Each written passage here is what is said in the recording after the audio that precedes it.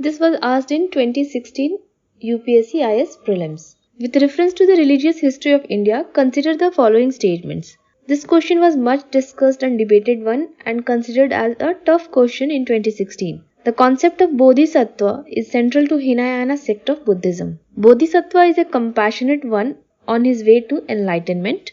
And third, Bodhisattva delays achieving his own salvation to help all sentient beings on their path to it.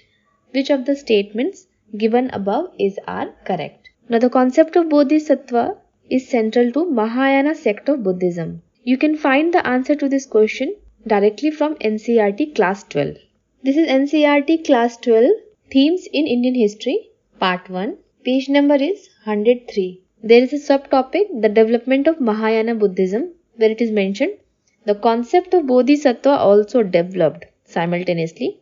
Bodhisattvas are perceived as deeply compassionate beings who accumulated merit through their efforts but used this not to attain Nibbana, means Nirvana, and thereby abandon the world, but to help others.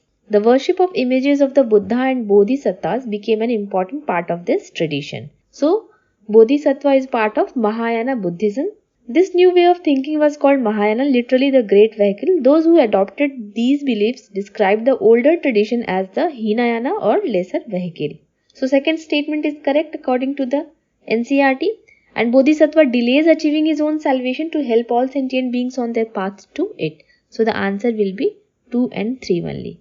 For ancient history and medieval history, if you are confused where to read, stick to NCERT.